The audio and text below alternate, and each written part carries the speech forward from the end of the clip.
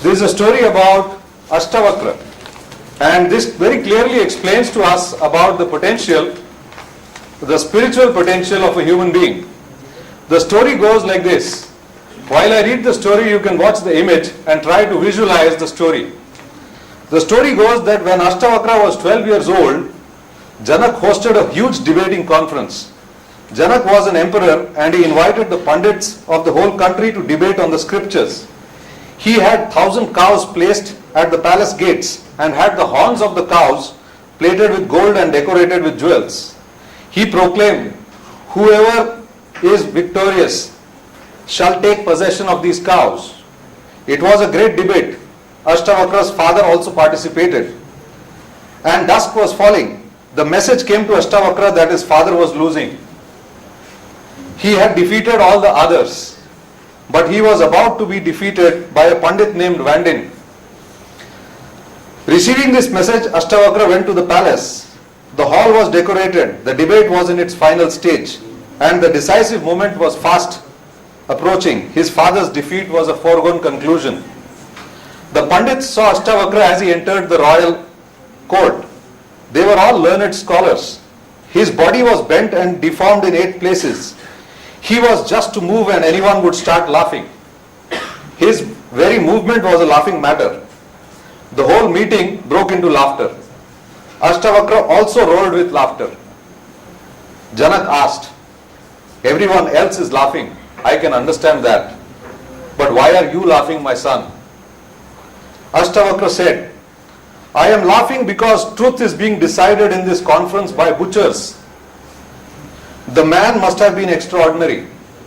What are all these skinners doing here?" A deep silence fell over the meeting. What was Ashtavakra talking about? Butchers and skinners. The king asked, "What do you mean?" Ashtavakra said, "It is simple and straightforward. They only see skin. They don't see me. It is difficult to find a man more pure and simple than me, but they don't see this. They see a bent and deformed body. They are skinners. They judge by the skin. Your Majesty, in the curve of the temple is the sky curved. My body is twisted, but I am not. Look at the one within. You can find anything more straight and pure." So that was the story. And what this story, the message that this story gives is a very, very deep message. This message says that spiritual potentials are intrinsic, deeper characteristics. They are omnipresent. So that's the next contradiction for you, that superficial characteristics decide management potentials, and no two management potentials are same, whereas spiritual potential is same for all of humanity. All of us are equal in terms of spiritual potential. Let us look at one more aspect of management, very important aspect. They call it teamwork. So all of us in management should work in teams, because there's a very popular acronym, together everyone achieves more.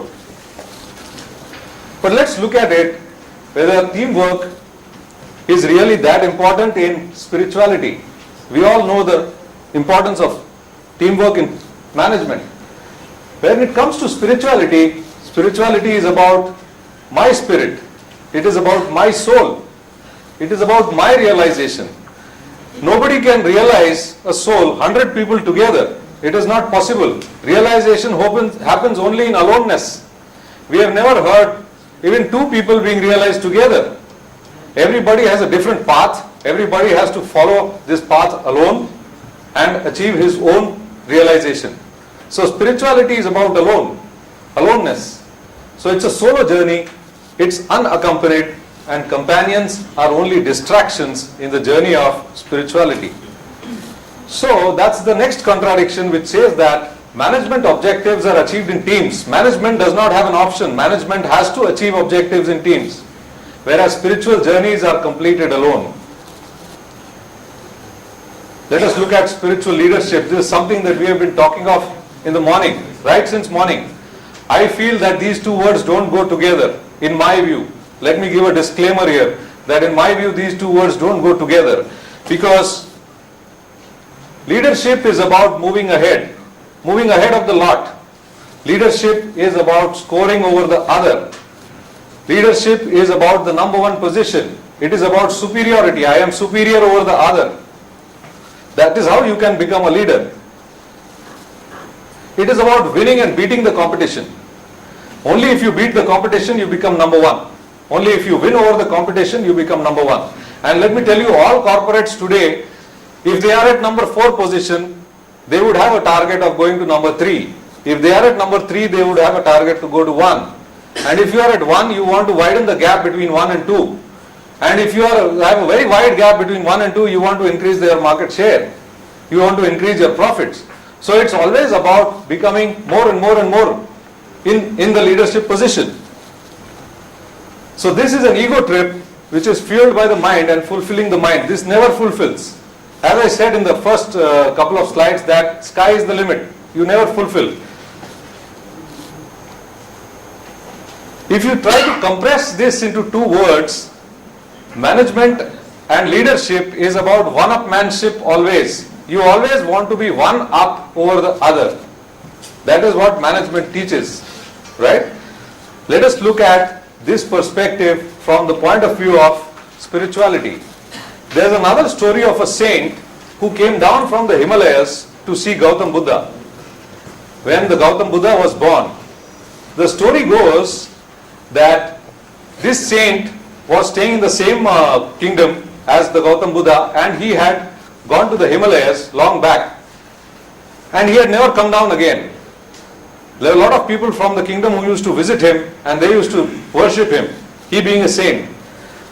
The king also forgot to invite him because he was forgotten. So this saint came down. When he came to know about the birth of Buddha, he came down, and when he came down, he told the king that I want to see the Gautam Buddha.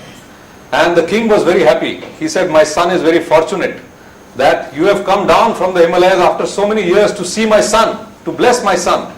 The saint started crying. The king asked him, why do you cry? The saint said that it is not that the Gautam Buddha is fortunate. I am fortunate to see a pure soul like Gautam Buddha being born. I am fortunate to see this pure soul today, see this child today. And the reason why I cry is that my end is very near. I am very near to death. So I will not see the flowering of this soul. I will not see the blossoming of this soul. So that is why I cry. So that was connectedness. Everybody is connectedness.